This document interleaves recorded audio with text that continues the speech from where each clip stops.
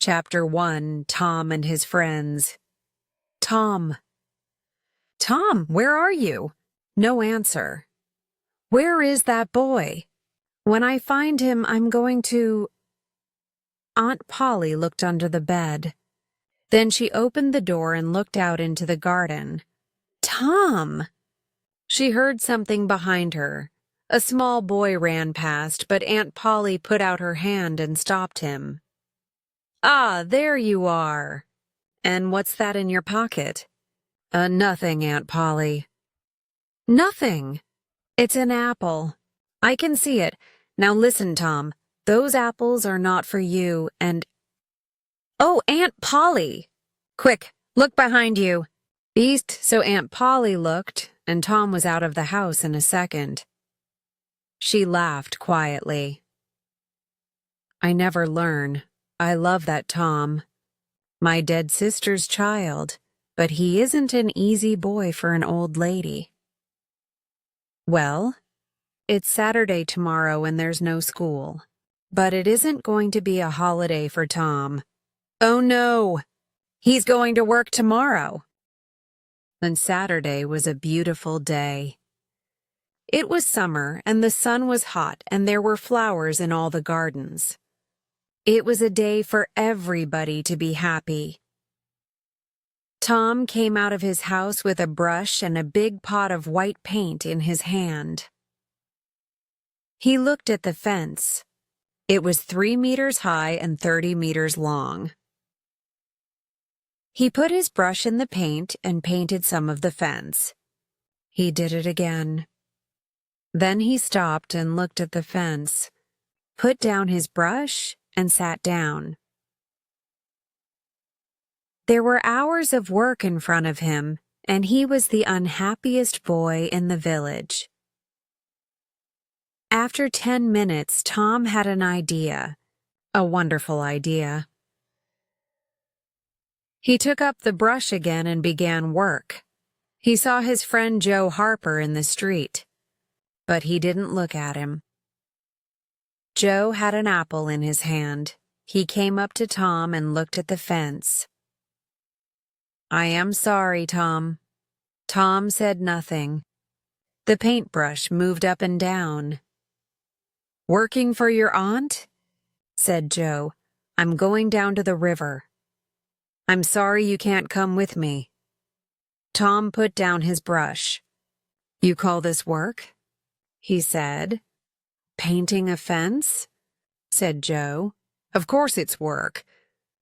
Perhaps it is and perhaps it isn't, but I like it, said Tom. I can go to the river any day. I can't paint a fence very often. Joe watched Tom for about 5 minutes. Tom painted very slowly and carefully. He often stopped, moved back from the fence, and looked at his work with a smile. Joe began to get very interested and said, Tom, can I paint a little? Tom thought for a second. I'm sorry, Joe. You see, my aunt wants me to do it because I'm good at painting. My brother Sid wanted to paint too, but she said no. Oh, please, Tom. Just a little. I'm good at painting too. Hey, do you want some of my apple? No, Joe, I can't. Oak, you can have all my apple. For Tom gave Joe the brush. He did not smile, but for the first time that day he was a very happy boy. He sat down and ate Joe's apple. More friends came to laugh at Tom, but soon they all wanted to paint too. By the afternoon, Tom had 3 balls, an old knife, a cat with one eye, an old blue bottle, and a lot of other exciting things. He was the richest boy in St. Petersburg, and the fence, all 30 meters of it, was a beautiful white. He went back to the house. Aunt Polly, can I go and play now? Sir, Aunt Polly came out of the house to look. When she saw the beautiful white fence, she was very pleased. She took Tom into the house and gave him an apple. "Well, you can go and play, but don't come home late." Tom quickly took a second apple and ran off. On Monday morning, Tom didn't want to go to school, but Aunt Polly got him out of bed, and then out of the house.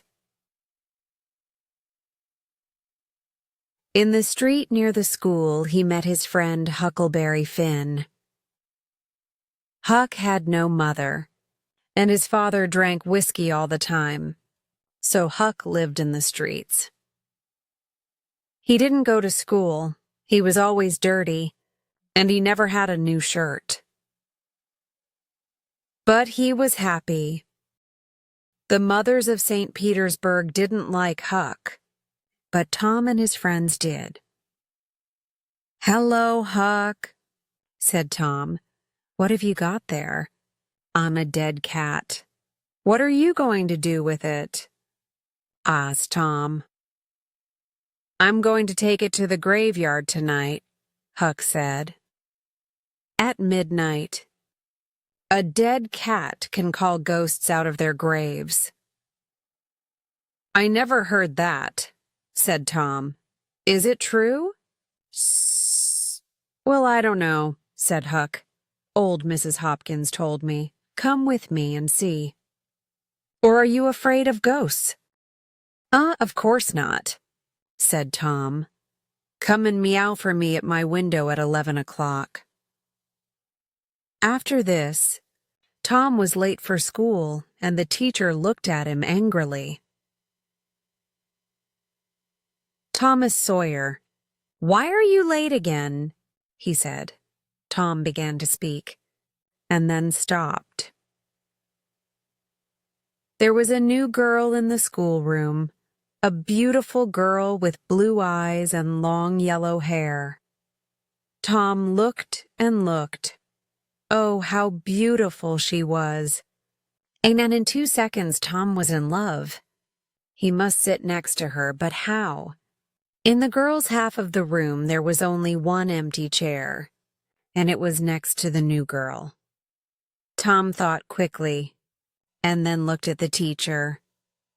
"I stopped to talk with Huckleberry Finn," he said. The teacher was very, very angry.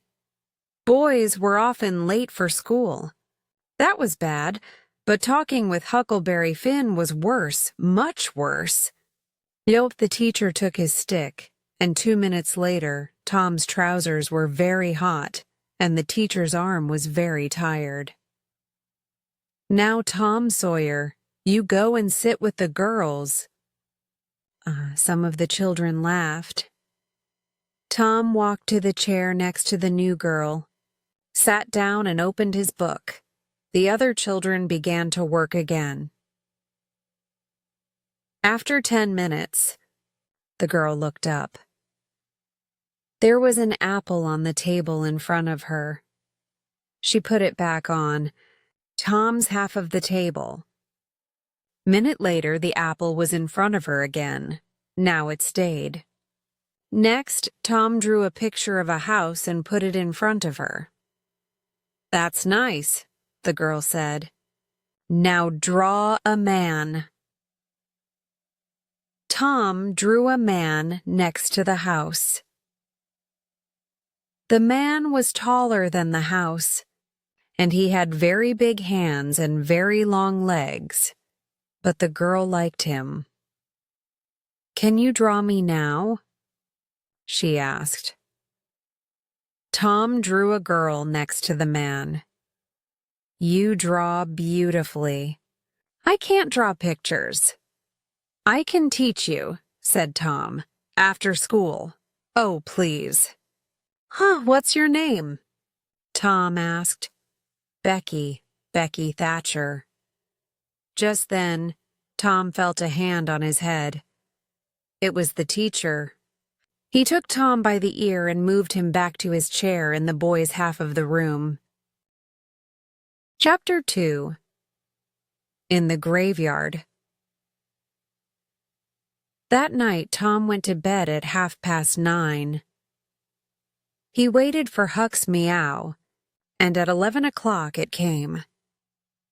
He climbed quietly out of the bedroom window, and then he and Huck walked out of the village with the dead cat.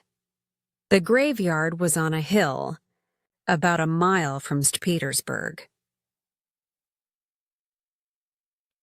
When the boys got there, they put the dead cat on a grave and sat down behind some trees. They watched and waited. It was very dark and very quiet. "Do you see that new grave there?" whispered Huck. "That's Hoss Williams' grave. He died last week." "Perhaps he can hear us," Tom whispered back.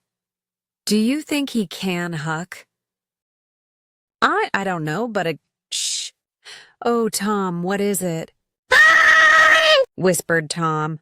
"I can see something. Look." Huck moved nearer to Tom. "Ghosts," he said. "3 of them." "They're coming here, Tom." "Oh, let's go home." They can't see us," Tom whispered. "Not here." "Ghosts can see through trees," said Huck unhappily. "They can see through everything." Higher, the ghosts moved quietly through the graveyard and came nearer to the trees. Huck and Tom watched, very afraid. Then, after a minute, Huck said, "Tom, they're not ghosts. That's Muff Potter." "So it is. And that's Injun Joe. And the other man is Dr. Robinson. What are they doing here?" "They're grave robbers, Tom." They're going to rob a grave. My father told me about it. The doctor wants a dead body, you see. He cuts it up because he wants to learn about— "Shh," said Tom. "They're getting near." The 3 men stopped at Hoss Williams's grave, and Injun Joe and Muff Potter began to dig. 10 minutes later, the grave was open. "Now, Doctor," said Muff Potter, "you want us to take the body to your house. That's $5 more." "No," said the doctor. "I gave you the money this morning. I'm not giving you any more." "Now you listen to me, Doctor," said Injun Joe. "I want that money. Do you remember a day 5 years ago? Also, I came to your house and asked for something to eat. And you gave me nothing. Nothing, so give me that money." He took the doctor's arm, but suddenly the doctor hit him and Injun Joe fell to the ground. "Don't hit my friend," cried Muff Potter. He jumped on the doctor and the 2 men began to fight. It all happened very quickly, and the 2 boys watched with open mouths. Injun Joe got up. He had Muff Potter's knife in his hand now, and he moved behind the doctor. Then the doctor hit Muff Potter on the head. Muff fell to the ground, and at the same moment the knife in Injun Joe's hand went into the doctor's back. The doctor fell to the ground, on top of Muff Potter, and he did not move again. The 2 boys could watch no more. Very quietly, they moved away from the trees, and then ran out of the graveyard and back to the village. In June, Joe stood by Hoss Williams' grave and looked down at the 2 men. Then he put the knife into Muff Potter's hand and sat down. 3, 4, 5 minutes went.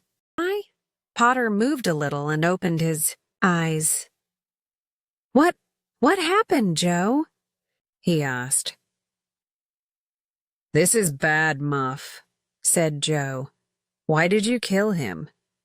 Taiki Muff looked at the doctor's dead body, then at the knife in his hand. Me? Did I kill him? His face went white and the knife fell from his hand.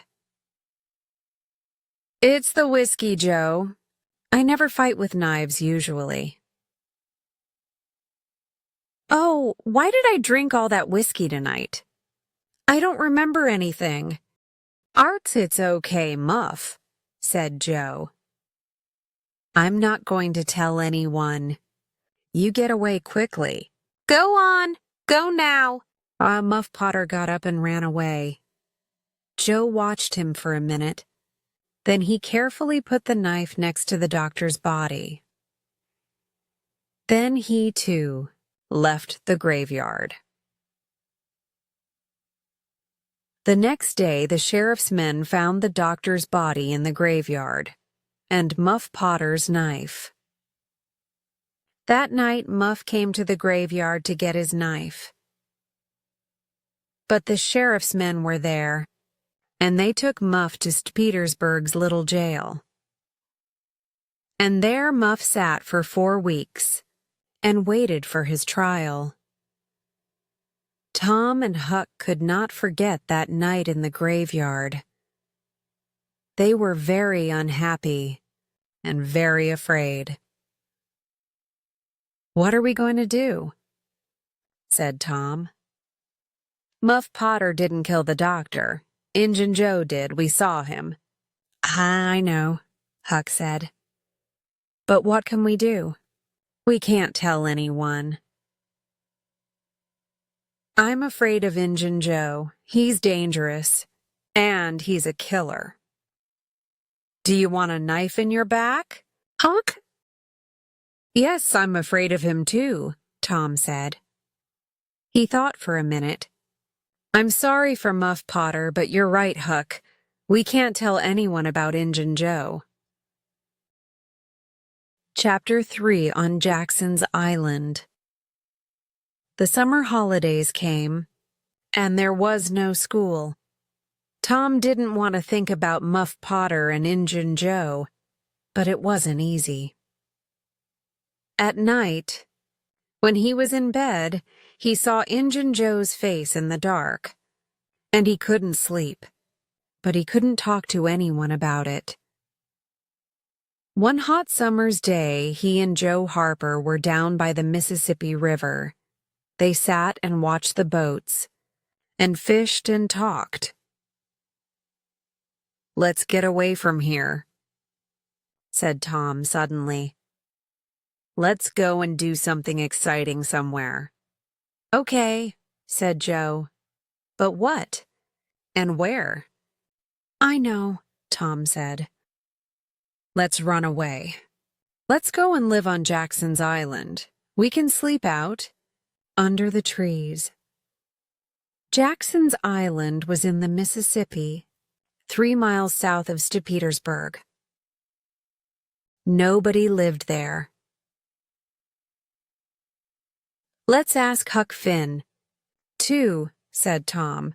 But don't tell your mother or father or anyone. Go home and get some things to eat, and meet me here at midnight. So that night, 3 boys in a small boat went down the river to Jackson's Island. They had some bread and some meat. And Huck had his pipe, too. When they got there, they carried everything onto the island and made a fire under a big old tree. Then they cooked some of the meat over the fire. And oh, that meat was good.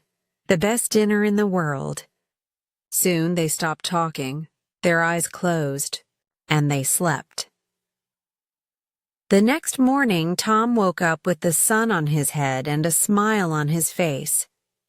Then Huck and Joe woke up, and the 3 boys ran down to the river to swim. After that, they fished, and soon they had about 6 big fish for their breakfast. They cooked the fish on their fire and ate them all. They were very hungry. That said Joe happily, was a wonderful breakfast. But after breakfast, they walked through the island, swam some more, talked, fished, and swam again. They came back to their fire in the afternoon. Suddenly, Tom looked up and said, "Listen, can you hear boats?" They listened and then ran across the island to look down the river. There were 20 or more boats on the water. Every boat in St. Petersburg was out. "What are they doing?" asked Joe. "They're looking for a dead body, I think," said Huck. "They did that last summer when Bill Turner fell in the river and drowned." "Who's dead, do you think?" asked Joe. The boys watched the boats. Suddenly, Tom cried, "I know who's dead. It's us, they're looking for us." Hartai, this was wonderful. Tom looked at his friends. "We're famous," he said. "Everybody in St. Petersburg is talking about us, and they all feel sorry for us." A night came and the boys went to sleep. But Tom did not sleep, and when morning came, he wasn't there. "Huck, where's Tom?" cried Joe. "I don't know," Huck began, "but look. There he is. He's swimming across to the island now." "Hey, Tom!" At breakfast, Tom told his story. "I went home last night," he said, and listened at the window. "Joe, your mother was there too, and she and Aunt Polly cried and cried. I heard some very interesting things. On Sunday, there's going to be a big funeral at the church, for us. And listen, I've got a wonderful idea." Huck and Joe listened and laughed. And yes, it was a wonderful idea. That night, the boys cooked some more fish. And after dinner, Huck got out his pipe and began to smoke. "Can we smoke too?" I asked Tom. "I want to learn." So Huck made pipes for Tom and Joe, and the three boys sat and smoked. "Hey, I like smoking," said Tom. "It's easy." "But it's nothing," said Joe. "I'm going to smoke every day."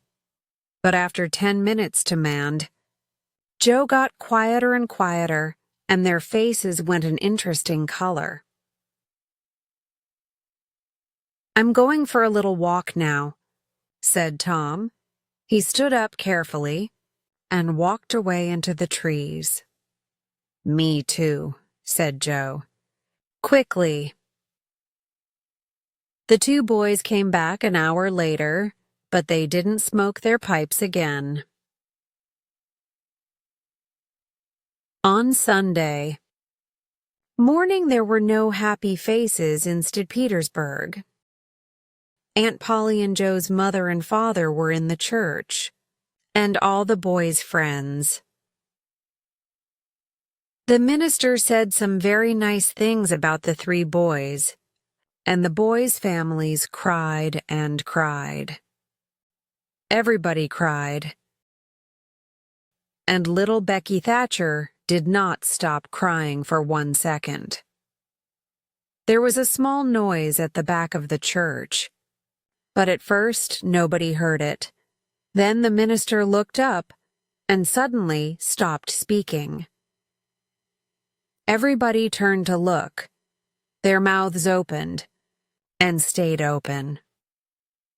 And into the church came the three dead boys, Tom first, Joe next, and then Huck. For a second, nobody moved or spoke, and then the noise began. Aunt Polly and Joe's mother ran to the boys and took them in their arms. Aunt Polly cried and laughed and cried again. "Oh, Tom," she said, "you're a bad boy, but love you." Then suddenly the minister called out, "Oh, happy days! Sing, good people of Petersburg. Sing and be happy. Austin everybody sang and smiled and laughed for a long time. It was Petersburg's happiest funeral. The weeks went by, and the judge came to Petersburg. On the day before Muff Potter's trial, Huck and Tom met in the street near Tom's house. Huck was unhappy. Tom, you didn't tell anyone about, you know? No, I didn't, but Huck, what about Muff? People are saying he's the killer. And he's going to die! But we can't tell anyone about Injun Joe, said Huck. I don't want to die too, do you? No, Tom didn't want to die, but he couldn't forget Muff Potter's face in the jail.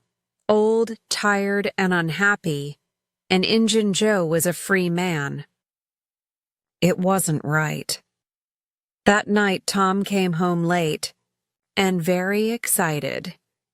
He could not sleep for 2 or 3 hours. The next morning, all the village was at Muff Potter's trial. Injun Joe was there. Muff waited, a tired old man with a dirty face. The judge began the trial. Questions. Questions, questions. Answers, answers, answers. And the answers were all bad for Muff Potter. Yes, I found the knife in the graveyard, next to Dr. Robinson's body. Yes, that's Muff Potter's knife. He always carries it. Yes. I saw Muff Potter in the village that afternoon. He had the knife with him then. Muff Potter began to look more and more unhappy. Then the judge said, "Call Thomas Sawyer." As Petersburg sat up, what did young Tom Sawyer know? Everybody looked at him and waited. Thomas Sawyer, where were you on the 17th of June at the hour of midnight? Oh, in the graveyard. Why? I went there to see ghosts. With a dead cat. Petersburg laughed and the judge looked angry. And where were you in the graveyard, Thomas? One behind the trees near Hoss Williams' grave. Injun Joe's face suddenly went white.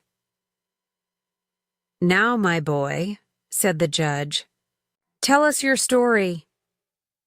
And so Tom told his story, and St. Petersburg Satan listened to him with open mouths. And then Muff Potter fell, and Injun Joe jumped with the knife, and crash! Injun Joe jumped through the window and was out and away in a second. Petersburg loved Tom for a week, but Tom was not happy. Injun Joe was not in jail, and he was a dangerous man. Tom slept badly for weeks. The slow summer days went by. Injun Joe did not come back to St. Petersburg, and Tom began to forget.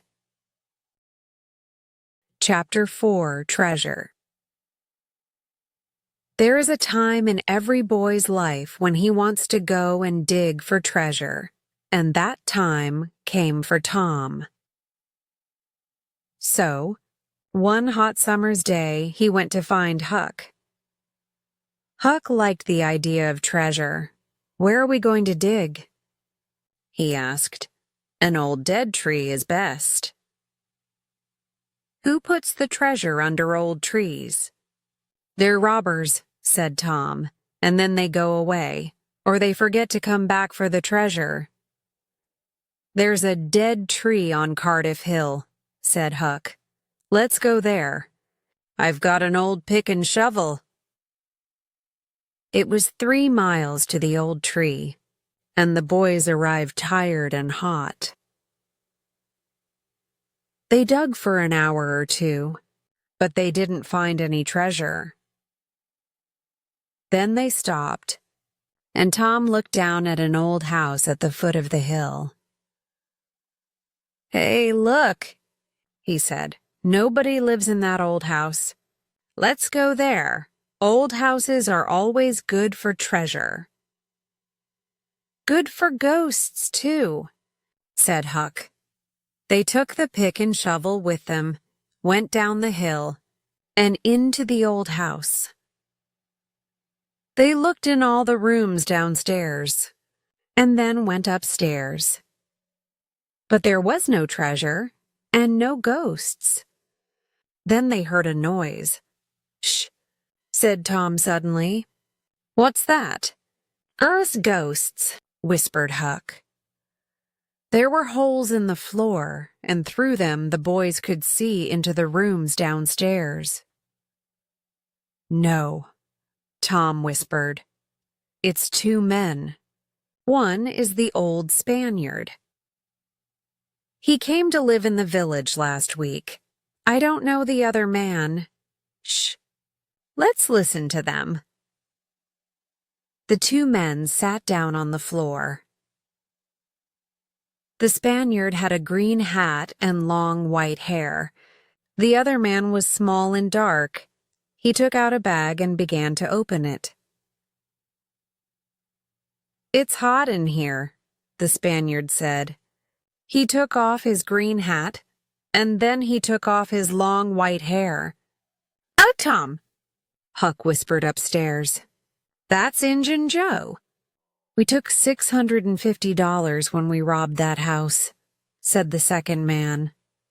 He took some money out of the bag. "We can take $50 with us now. What are we going to do with the $600? "I'll leave it here," said Injun Joe. "We can come back and get it next week. Here, give me the bag." He walked across the room to the fireplace, moved two big stones from the floor, and began to dig with his knife. Upstairs, the two boys watched excitedly. Treasure. $600 of wonderful treasure. Injun Joe stopped digging. "Hello, what's this?" he said. "There's something here. It's an old box." The two men got the box out and opened it. "It's money," said Injun Joe's friend. Injun Joe put his hand into the box. "There are thousands of dollars here," he said, and the two men looked at the money with happy smiles. "But who—" began Injun Joe's friend. "Don't ask," Injun Joe said. "It's our money now." "We can't take it with us today," said his friend. "What can we do with it? Put it back under the floor?" Yes," said Injun Joe. Happy faces upstairs. No, very unhappy faces upstairs. "Let's put it under the cross. Nobody goes there. We can take it there tonight." When night came, the two men carried all the money away. The boys did not go after them because they were afraid of Injun Joe. But they wanted very much to find that cross. For a week, the two boys thought and thought about the treasure. It was under the cross, but where was the cross? Eyes to Petersburg, the boys watched the Spaniard carefully, but they didn't see a cross, and they didn't find the treasure. Chapter 5. In the Cave. The next Saturday was Becky Thatcher's birthday, and all Becky's friends were very excited. "It's going to be a wonderful day," Becky told Tom. "We're going to have a picnic by the river, and after that, we can visit McDougal's cave."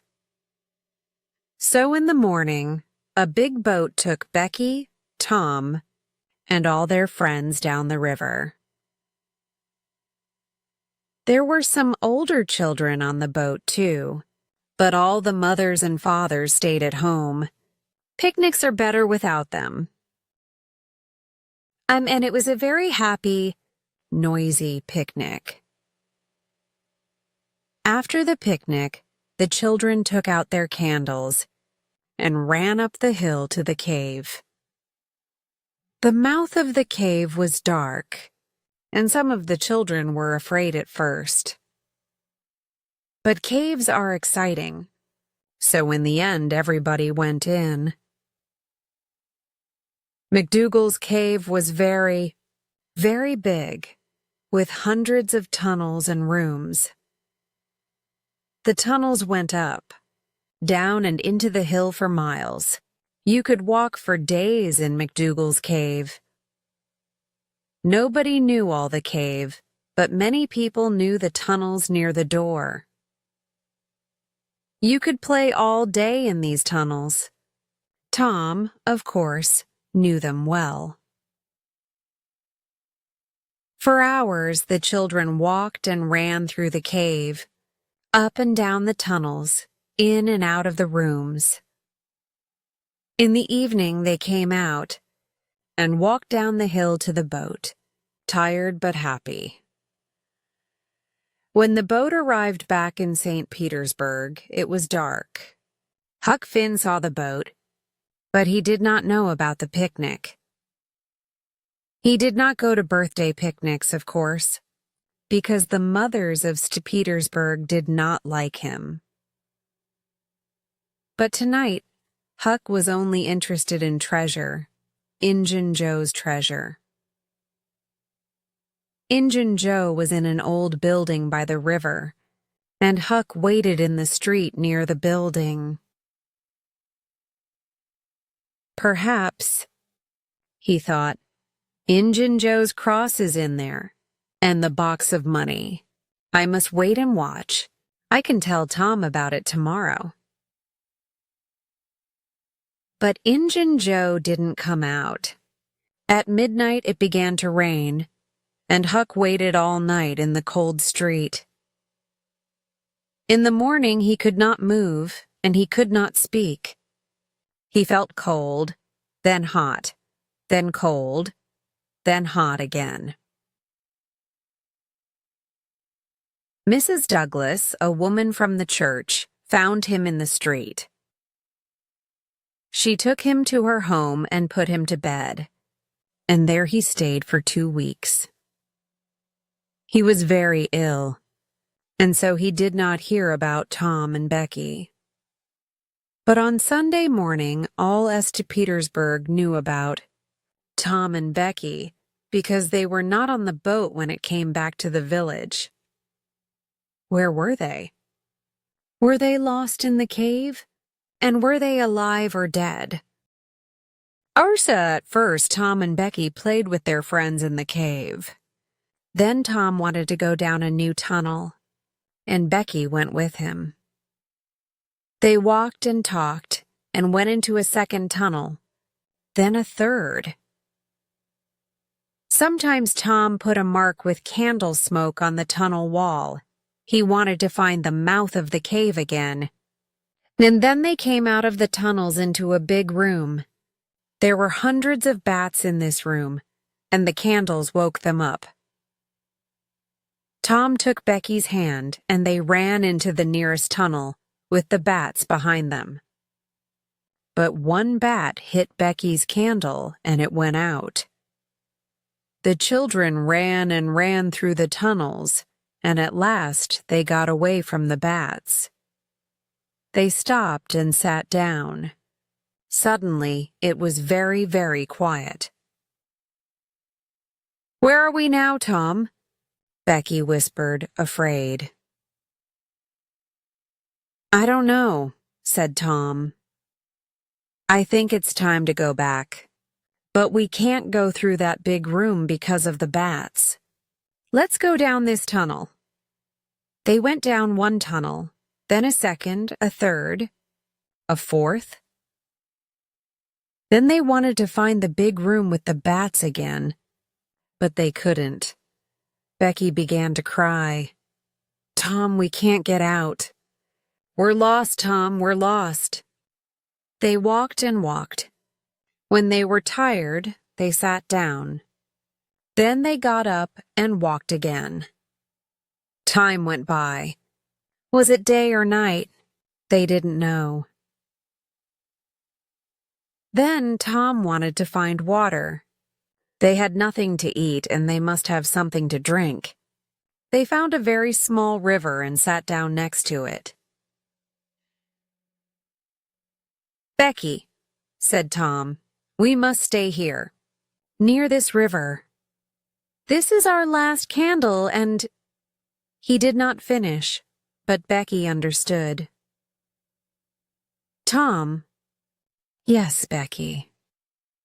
"Are they going to come and look for us?" "Of course. When the boat gets to St. Petersburg."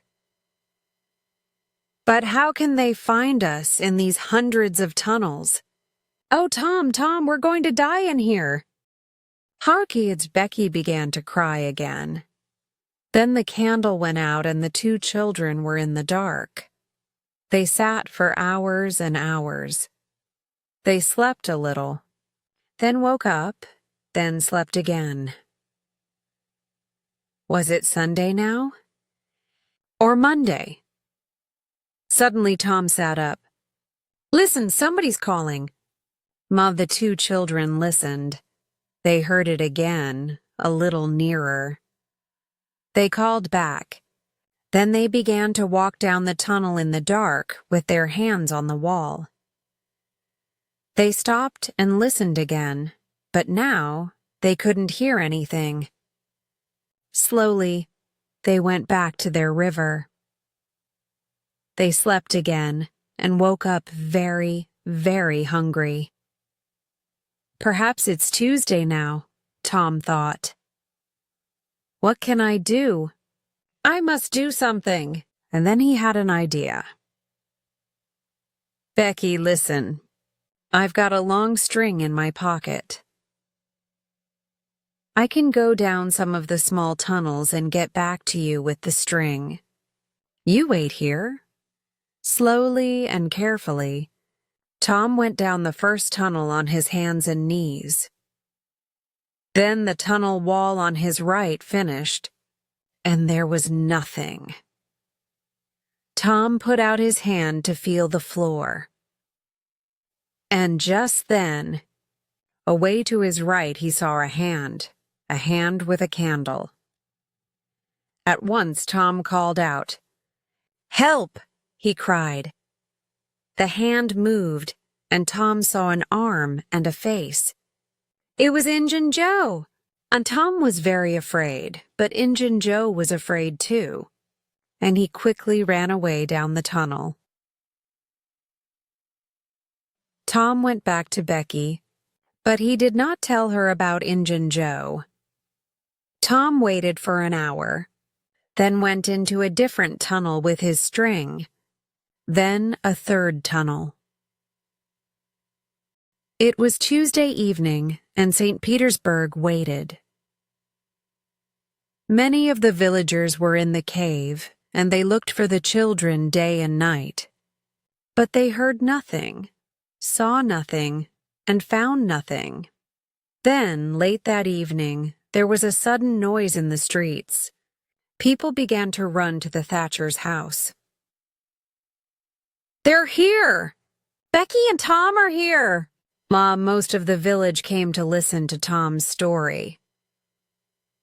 "It was in the 6th tunnel," he told them. "I went to the end of my string, and suddenly I could see daylight. First, there was a little hole in the cave wall. I put my head out and there was the river right under my nose. I went back and got Becky, and we climbed out through the hole. Then we stopped a boat on the river. We were 5 miles from the mouth of the cave. Tom was very tired after his 3 days in the cave, and he went to bed and stayed there for 2 days. He heard about Huck and went to see him on Sunday and then every day, but Mrs. Douglas was always in the room. "You can just say hello," she told Tom, "and then you must go. Huck is very ill, and he needs to sleep. So Tom could not talk about anything exciting, and he could not tell Huck about Injun Joe. And one day, about 2 weeks after the picnic, Tom was in Becky's house, and her father came in. "Well, Tom," Mr. Thatcher said, "would you like to go back to the cave again one day?" I'm not afraid of that cave," said Tom. Mr. Thatcher laughed. "There are a lot of people like you, Tom, but nobody's going into the cave again. There are big doors across the cave mouth now, and nobody can open them." Tom's face went white. "But Mr. Thatcher, Injun Joe's in that cave." An hour later, 50 men were at the cave and they opened the doors. Injun Joe was on the ground, dead, his face to the door and his knife in his hand. Chapter 6, Under the Cross. The day after Injun Joe's funeral, Huck was out of bed. He and Tom walked slowly out of the village. They had a good, long talk, and Huck heard all about the picnic, the cave, and Injun Joe. "We're never going to find the money now," said Huck. "Huck," said Tom, "the money isn't in St. Petersburg, it's in the cave. I know it is." "Why was Injun Joe in the cave?" "Because he took the box of money there, right?" Huck looked excited. "Say that again, Tom." "Us, the money's in the cave, and we can get to it easily. Let's go there now. I've got some candles and a long string. We can take a boat and put it back later." 20 minutes later, the boys were in a boat on the Mississippi. They went 8 miles down the river, and then Tom stopped by some small trees. "Here we are," he said. Tom's hole was just behind the trees. Tom took a candle and climbed in. Huck climbed in after him. "Injun Joe never found this hole," said Tom, "or he did find it and couldn't get through it. It's very small." The boys went carefully through the tunnels with their string. Then Tom stopped. "I saw Injun Joe about here," he said. "And look, Huck, there's the cross." Ours made there was a big smoke cross on the tunnel wall. The boys looked up and down the tunnel, but there was no box of money. "Injun Joe said under the cross," said Tom. "Perhaps it's under the ground. Look, we can move these stones." The boys took their knives and began to dig by the tunnel wall.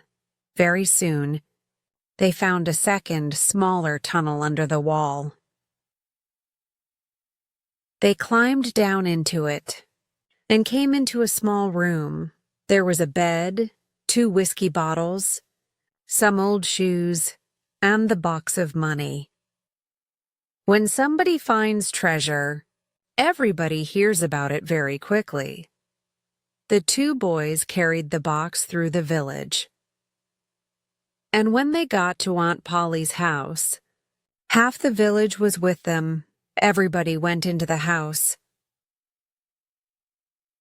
"Oh, Tom, Tom," cried Aunt Polly, "what is it now? And what have you got there?" Our Tom put the box on the table and opened it. There were $12,000 in that box. And suddenly, Tom Sawyer and Huckleberry Finn were the richest people in St. Petersburg.